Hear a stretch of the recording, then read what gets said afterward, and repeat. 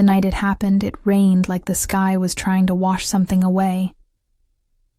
I had just gotten home from work, another 12-hour shift, the kind where you're too tired to cry but too numb not to feel hollow. The voicemail was waiting. My mother's voice was sugary in that forced, brittle way she used when she was trying not to sound guilty. "Hi, sweetheart. Your sister has something exciting to tell you. We were hoping you could come for dinner on Sunday. Just us girls." Dad's grilling. "You haven't been home in a while." That was rich. They hadn't invited me to anything in months.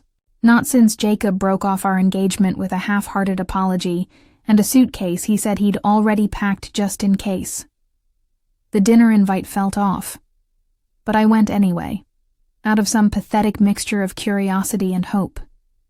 Hope that maybe someone in that house still remembered I existed outside of my usefulness.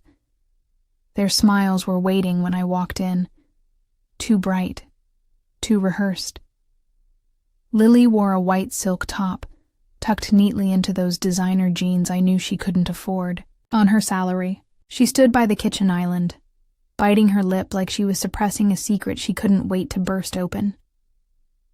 My mom handed me a glass of wine I hadn't asked for. Dad was at the grill like always. Only this time, he didn't even glance up when I arrived. "No, hey kiddo, just smoke in silence." Then Lily dropped it. "I'm getting married." She said it like she was announcing a vacation. Her fingers twitched excitedly as she held out her hand. And there it was. My ring. The same oval cut diamond I used to fall asleep dreaming about. The one Jacob and I had picked out together during a weekend trip to New York. He said he wanted me to have something timeless. It looked smaller now. Or maybe just uglier. I stared at it, the world slowing down like my body was protecting me from what I already knew was coming. "It's Jacob," she continued, with a little gasp. "Can you believe it? We ran into each other after you two ended things and it just happened." My chest didn't hurt. It hummed. A low, buzzing ache under my ribs like something had short-circuited inside me. They were watching me too closely, like they expected me to cry, or scream, or say something noble and broken, like, "I'm happy for you." Instead, I looked at the hand with the ring and said flatly, "How long?" Lily blinked. "What?" "How long have you two been sleeping?" Together? The room froze. My mother's lips parted in horror. "Now that's not fair." 3 months after your breakup," Lily said quickly, stepping in. "We saw each other again and I didn't mean for anything to happen, but things change, people grow, you have to move on, right?" "Right." I looked at her face, so carefully done up, and saw the girl who used to steal my clothes and lie about it. The girl who once cried because a boy dumped her for someone smarter. And I sat on her bed feeding her ice cream, swearing she was enough. I didn't recognize her anymore. Then came the real slap. "I want you to be my bridesmaid." She smiled like she was offering me a gift. "You're my sister," she said. "It wouldn't feel right without you by my side." I almost laughed. The kind of laughter you choke on. You want me to stand there, next to you, while you marry him. Lily's eyes flickered. "We're family. That should matter more than betrayal?" I asked quietly. Dad finally turned from the grill, his face unreadable. "Let's not make this into something. It doesn't need to be. You and Jacob weren't married. You broke up. People move on." Mom nodded, eager. "Exactly. And we've already started planning. Your dress will be blush pink. Lily thought that color would look beautiful on you, like it was done, decided. Like my only role was to fall in line and look pretty while they erased the pieces of my past. I didn't speak. I didn't scream. I just looked at them all. My parents, who once swore they'd always be on my side. My sister, who had just tried on my life like a wedding dress, and I realized they had already written me out of the story. I pushed my chair back and stood. Lily frowned. "Wait, where are you?" I lost my appetite. No one followed me. To the door. Not even Mom. And when the rain hit my face outside, it felt cleaner than anything I'd ever felt in that house. 3 days after that dinner, I opened Instagram out of habit and wished I hadn't. There it was, the photo. Lily was posing in a bridal boutique mirror, glowing, cheeks flushed, arms crossed over her chest like she was hugging herself. Our cousin Jasmine had taken the photo and tagged it with, "Helping this beauty say yes to the dress." Bridal shopping, our sister love a blessed. I zoomed in on the dress. My stomach sank. It wasn't just any dress. It was my dress. I recognized the lace bodice, the champagne undertone that barely shimmered beneath ivory mesh, the custom hem I'd had designed because I hated the way most dresses dragged awkwardly when I walked, the one I had saved for appointment after appointment, the one I'd cried over when I saw myself in it. It had been mine, and now she was twirling in it like it always had been.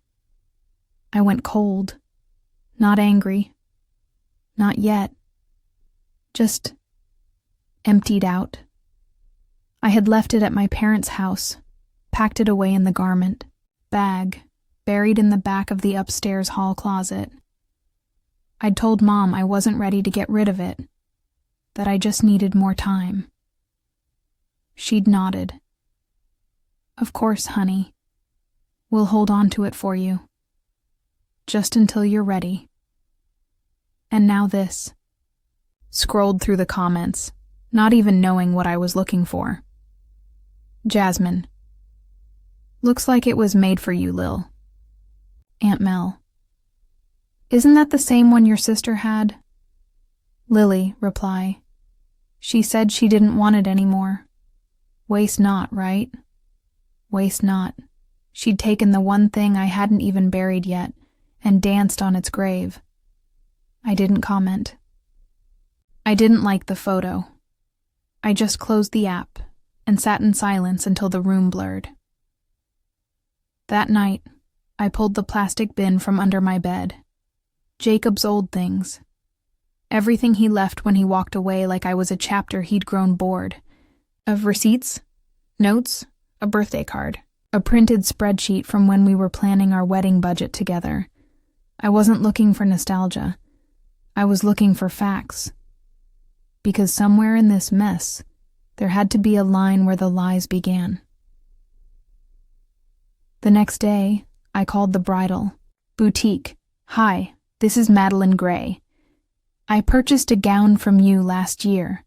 Custom order, lace overlay with champagne lining, cathedral train." The woman on the other end was polite but firm. "Yes, I remember the dress. But according to our notes, it was picked up 3 weeks ago." Picked up. 3 weeks ago. Before the dinner. Before Lily's announcement. Before she had the gall to ask me to stand beside her while she married the man I'd once dreamed of growing old with. "Did you authorize someone else to pick it up?" the woman asked. I could barely breathe. "No, I didn't." There was a pause. "It was signed out under your mother's name." Of course it was. I drove to my parents' house without calling. Mom opened the door like everything was normal. "Well, this is a surprise. Where's the dress?" She blinked. "What?" "The one I paid for. The one you let Lily steal out of the boutique." She sighed. Oh, for heaven's sake, you weren't using it. You didn't even want to see it anymore. Lily's wedding is soon, and we couldn't afford another. You couldn't afford another one, so you gave her mine? I stepped inside, uninvited. My heart was hammering, but my voice was even. She's marrying my ex, in my dress. And you think I should be okay with that? She's your sister, Mom said sharply. You could stand to be a little more generous. Generous. That was the word they always used when they needed to rob me with a smile. Don't worry, I said, backing toward the door. I've got no problem being generous. She can keep the dress. Mom looked relieved. I smiled, ice cold. I'm going to keep the receipt. When I got home, I opened my laptop, pulled up the boutique's contact info, then the order confirmation, email from last year, the one with my full name on the invoice. I sent them both. Hi, I believe there's been a theft of property. I'd like to pursue this legally if necessary. Please confirm whether this item is still in your system as being paid in full by me. I didn't need the dress back, but I wanted the paper trail because I wasn't planning to ruin the wedding. I was planning to own it. The group chat had gone quiet. Or maybe I had finally stopped listening. After I confronted my mother about the dress, I didn't hear from Lily. Not even a text. The silence was deafening, and too strategic to be coincidence. My family had always been good at playing freeze-out. If you didn't smile and go along, they pretended you weren't there at all. That was their version of grace. Until Jasmine, my cousin, broke formation. I got the message while sipping bitter black coffee at 1 a.m., staring at old photos of me and Jacob, back when he used to look at me like I was the only woman in a room. Jasmine. Hey. Weird question. Are you not coming to the wedding? I blinked. I typed, why? She sent a screenshot. It was a photo of the seating chart, scrawled on one of those faux rustic wooden boards with little tags and cursive names. Under bridesmaids, 5 names were listed. Mine wasn't one of them. Not even under family. Not even at all. I stared at the list until the names blurred. Courtney, Jasmine, Lydia, Amanda, and Hannah. Hannah, her college roommate. Jasmine followed up with, Lily told me you were taking some time, so she assumed you'd rather not be involved. But it felt weird. I thought you guys patched things up. I didn't respond, because I didn't know how to say they never intended to include me at all. They just wanted the illusion, like asking me to be a bridesmaid was a gesture of unity, not a trapdoor they could slam shut when I didn't play along. And now that I'd questioned it, questioned her, they had done exactly what they always did, cut me out. I scrolled through Lily's socials. She hadn't blocked me, just ghosted me in digital daylight. There were updates, her bachelorette trip in Napa, the wedding wine tasting, a photo of Jacob, blurry and backlit, captioned, I can't wait to marry you. You've made me whole. Again. Whole again. Funny. I remembered picking up his pieces for 2 years straight.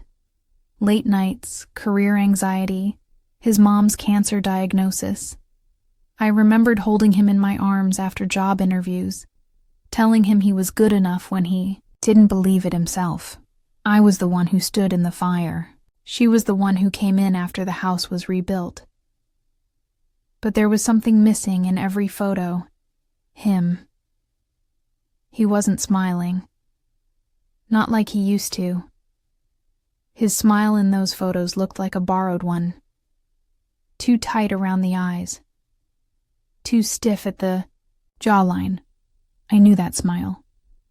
That was the smile of someone stuck. That night, I logged into the old shared Dropbox folder we had used for wedding planning. I hadn't deleted it.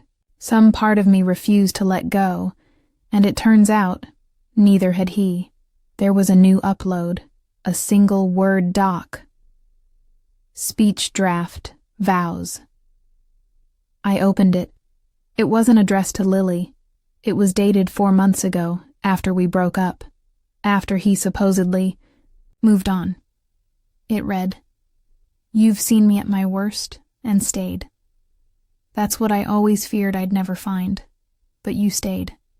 You saw every crack and called it light. You held my guilt in both hands and told me I wasn't broken. You made me believe I could start again." I stopped reading. He wrote those words for me, after he left. So why hadn't he sent them? Suddenly I remembered something small but strange. 2 days before Jacob ended things, I got a call from an unknown number. When I answered, all I heard was silence. Then a click, and that same day, Lily had messaged me out of nowhere. "Hey, just thinking about you. You okay?" I thought she was being nice. Now I wondered if she was being careful. Had she read those vows? Had she seen them? Was that the day she decided to erase me completely? I didn't sleep that night. I lay in bed, eyes wide open, replaying every moment I could remember. Every lie tucked behind every smile, every secret disguised as sisterhood. They'd removed me from the wedding. Good. That meant they didn't see me coming, and I was done waiting for an invitation. It arrived a week later.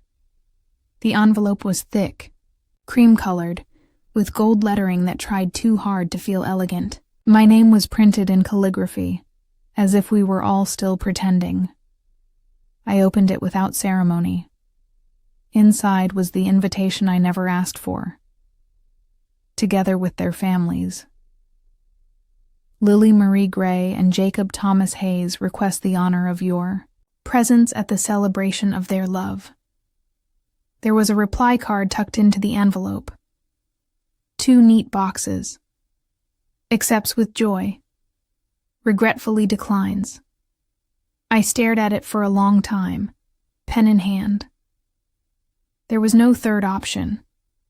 No checkbox for, "You're marrying the man who swore he'd love me forever, and I hope the cake tastes like ashes in your mouths." So I left it blank, sealed the envelope without marking a thing, and dropped it in the trash. Let them wonder. The following Saturday, I passed Lily at the farmer's market. She was all pastels and fake laughter, walking with Jasmine and Lydia like she hadn't gutted me 3 months ago.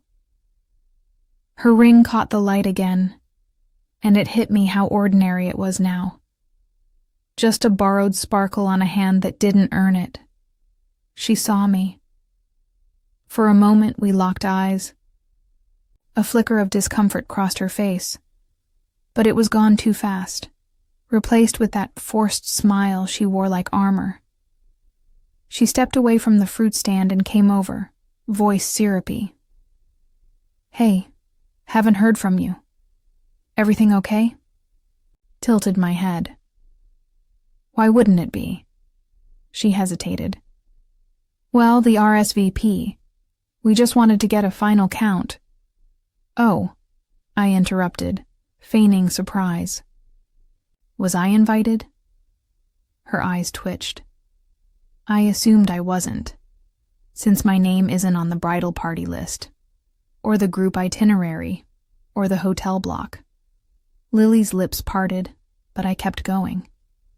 "And since you took the dress I paid for and the man I was supposed to marry, I thought maybe you were done taking things that belonged to me."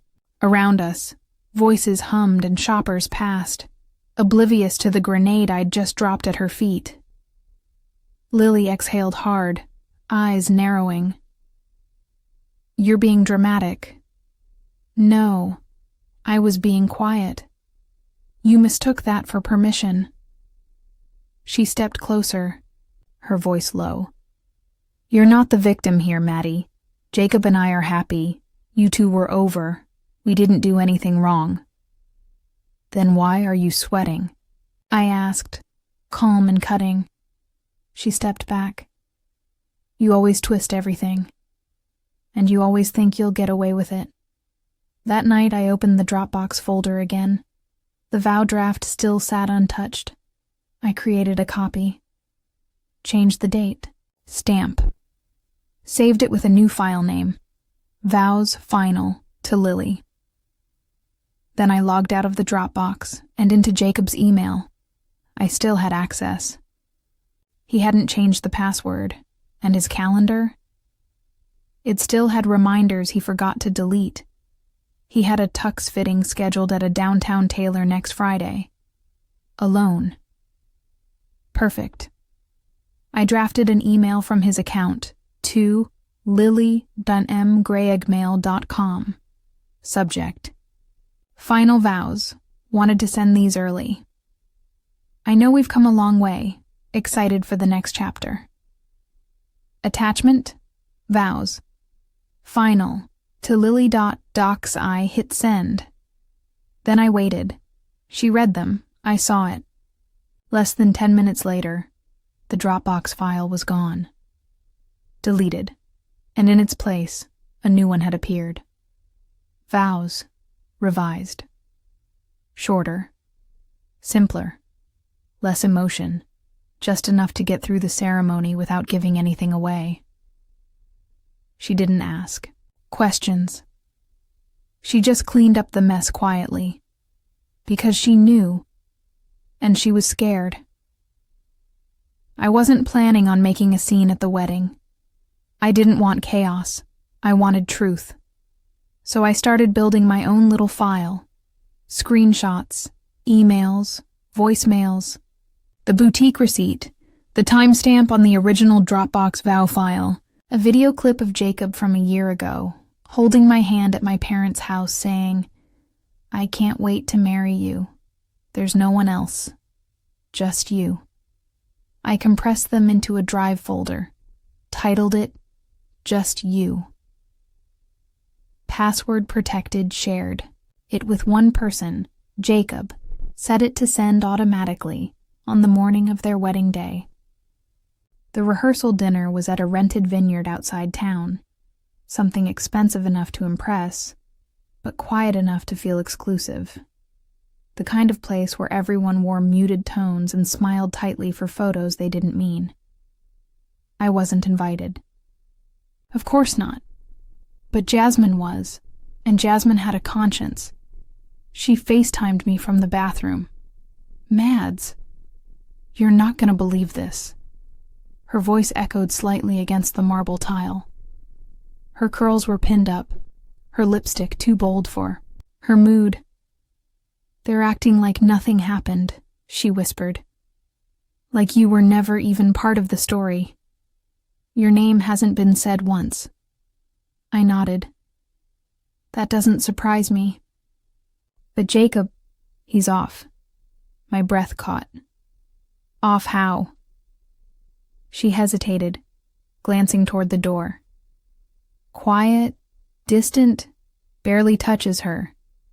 He gave a little toast earlier and forgot her middle name. People laughed, but it was weird. He's not present. I said nothing. She leaned closer to the camera. Did you do something? I met her gaze through the screen and gave her the softest smile I had left. I reminded him who he was. Meanwhile, at Lily's parents' house, our childhood home, Mom was fluttering around like everything was normal. Dad was drinking whiskey straight, eyes fixed on the fireplace, silent.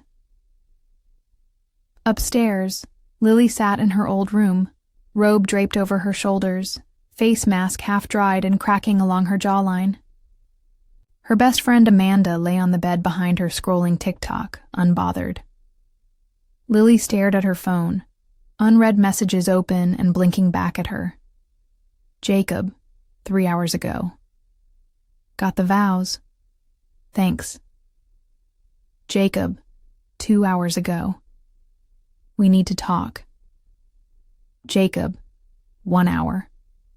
Mo, please don't ignore me. Jacob, 20 minutes ago. Did you delete Maddie's dress file? She didn't reply. Instead, she closed the app, turned off her screen, and reached for the glass of champagne on her dresser. Her hands trembled. Jacob didn't go home that night. He walked out of the rehearsal dinner without a word. Got into his car, drove in circles for nearly an hour, and ended up parked outside a building he hadn't seen in months. Our old apartment. It was dark, and someone else lived there now. But he sat across the street and stared at the window where he used to wake up to the sound of my laughter, where we had made plans, real ones. He pulled out his phone and opened the folder again. Just you. He listened to the voicemail I had sent him last year on our anniversary, one I'd forgotten I even left. In it, I'd told him I didn't need anything expensive. Just time. Just honesty. Just him.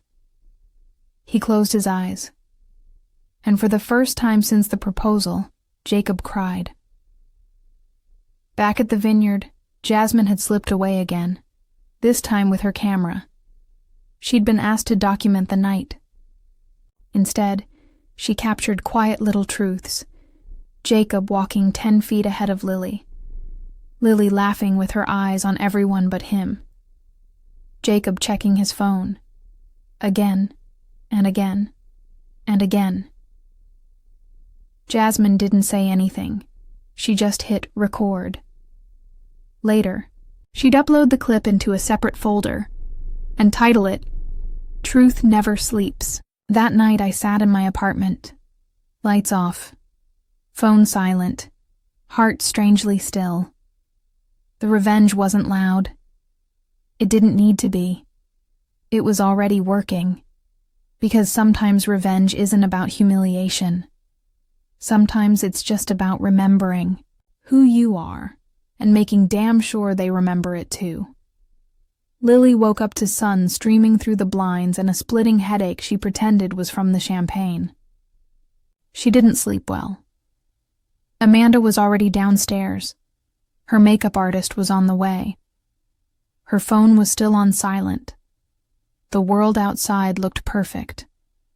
And inside, everything was barely holding together. Jacob, on the other hand, hadn't been home all night. He had checked into a motel across town, not to hide, but to be alone. Really alone. His phone had blown up just before sunrise. Missed calls from Lily, from her mother, from her planner. None from Maddie. He sat on the edge of the bed, watching the clock tick toward 9:47 a.m. The ceremony was at 3. He opened the Just You folder again, this time not with guilt, but clarity. He read the email Maddie had written in the notes section. I never needed you to be perfect. I just needed you to be honest. But you left instead of telling the truth. So now I am. The videos were still there. The receipts, the voice notes, the timeline, all of it. There was no refuting it now. She hadn't just walked away. She had been pushed. Back at the venue, the wedding team buzzed around like flies in a champagne bottle. The planner was nervous. The groom wasn't answering his phone. The bridesmaids whispered in corners, watching Lily pace the bridal suite with fury masked as elegance. She pretended she wasn't unraveling. Her hair was curled. Her skin was powdered. Her lips painted in rosewood. But her hands trembled as she clutched the bouquet mock-up. She stared at her reflection, teeth clenched. Then Jasmine entered, phone in hand, jaw tight. Lily barely looked up. "Tell me you've heard from him." Jasmine didn't answer. Instead, she stepped forward and placed her phone on the counter. The screen was already unlocked. The video began to play. Jacob, looking straight into the camera. Shoulders slumped, eyes honest. "If you're watching this, it means I couldn't say it out loud. I wasn't ready. But Maddie deserves the truth. We were together when I met Lily, still engaged, still building a life. But it got complicated. Lily showed up where I worked. She said she was worried about Maddie. She asked if we were happy. I didn't know what she was doing until it was too late. She told me things that made me doubt Maddie. Said she was having second thoughts. Said she'd been talking to someone else. None of it was true. I believed her because I was weak, and she used that. I didn't fall in love with Lily. I ran from Maddie, and Lily caught me mid-fall." The clip ended. Silence stretched thick and vicious. Lily's lipstick had cracked. Jasmine's voice was low. "He sent me that last night. Said to play it only if he disappeared." Lily's hands dropped from the counter. The bouquet tumbled. She tried to speak, but Jasmine was already walking away. Meanwhile, I sat in a coffee shop downtown. Headphones in, phone off, book open, not hiding, not waiting, not needing to watch. Because I knew. The storm had already passed, through the ceremony, long before the music ever started. And I didn't need to be there to know it landed exactly where it was meant to. The ceremony was scheduled for 3 p.m. By 3:07, the guests were fidgeting in their seats, fanning themselves with paper programs and exchanging looks that said something was off. The vineyard lawn was pristine.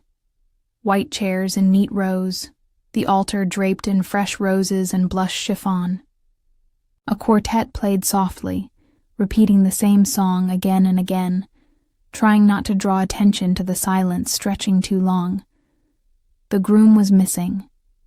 The bride hadn't come down from her suite, and the whispers started to ripple like wind through tall grass. Inside the bridal suite, Lily stood frozen. Her veil still untouched, her hands wrapped around her phone like it might collapse under the weight of what it showed her. She had watched the video 3 times. Each time, it landed harder. Each time her image of control shattered more. She'd tried to call Jacob. No answer. Not even voicemail. Just that blank, metallic tone that says someone has finally had enough of pretending. She turned toward Amanda, who was trying and failing to hide her panic. "He's not coming, is he?" Lily whispered. Amanda didn't answer, because everyone in that room already knew. Down the hill, Jasmine stood behind a hedgerow by the vendor tents, phone in hand, recording the moment as it unraveled. The guests were standing now, murmuring. Someone asked if it had been canceled. The planner looked like she was on the verge of tears, talking in fast, hushed tones to Lily's mother, who clutched her pearls and muttered, "This family has never been so humiliated." Jasmine smiled, just a little, because she wasn't thinking about their family. She was thinking about Maddie. Jacob had left hours ago. He didn't leave a note. He didn't pack up his things from the wedding suite. He just walked away, drove to the ocean, watched the waves for a while, let the silence stretch into something cleansing.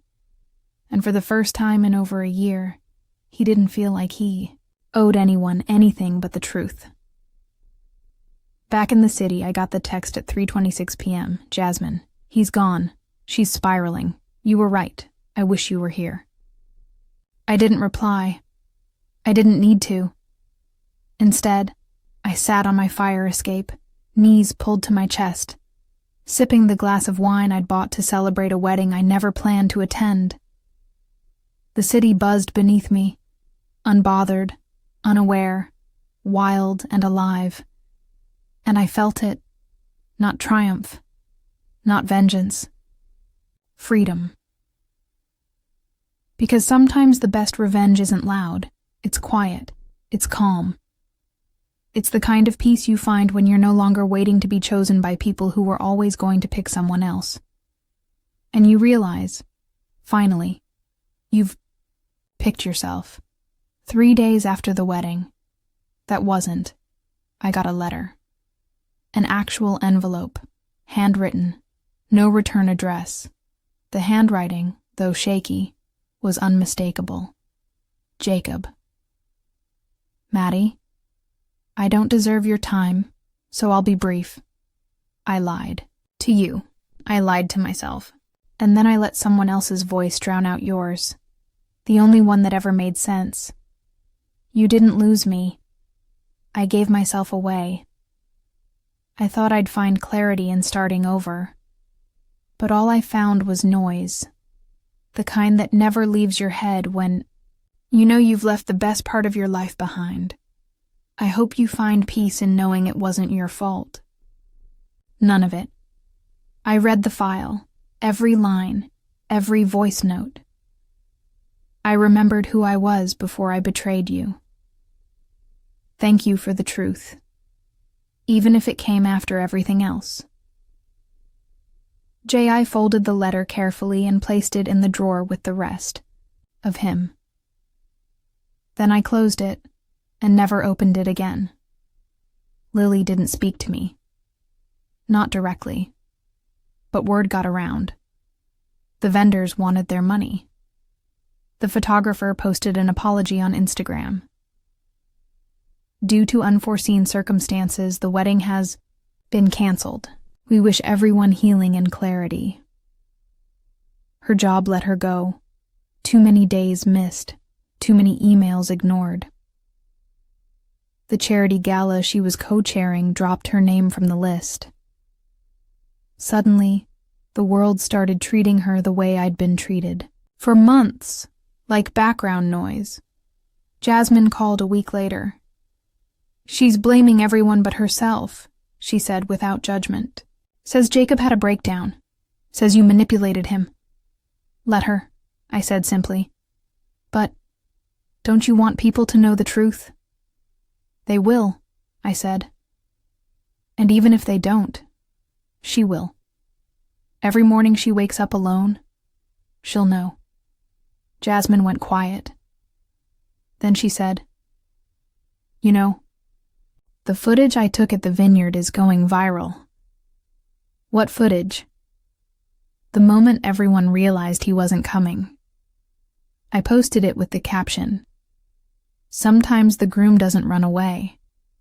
He walks quietly, for the right reasons. I smiled. Months passed. I got promoted, moved into a new apartment, bright, open, with no shadows of past lives tucked in corners. I painted the walls myself, planted basil on the windowsill. Sometimes I saw Jacob's name in the news. His company growing. No mention of a wedding. Or a bride. Sometimes I saw Lily's posts. Filters and captions. But her eyes, they were never looking at the camera anymore. One afternoon in spring, I got another letter. This time, from the bridal boutique. They had been legally advised to issue a refund. The dress, while worn during fittings, was never altered, never finalized, and technically, still mine. The check came enclosed, $3,700, more than money. It was closure, signed, sealed, and delivered. I took it straight to the bank and used every cent for something I'd always put off. Enrollment. A writing course. One I'd dreamt of for years, but never thought I had the right story to tell. Turns out, I did. So here's how it ends. They planned a wedding in my dress, with my ring, using my silence. But I planned something better. A life. Where I never had. To shrink to make someone else feel big. Where truth walked beside me, even when I had to carry it alone. Where I was never anyone's second choice, not even my own.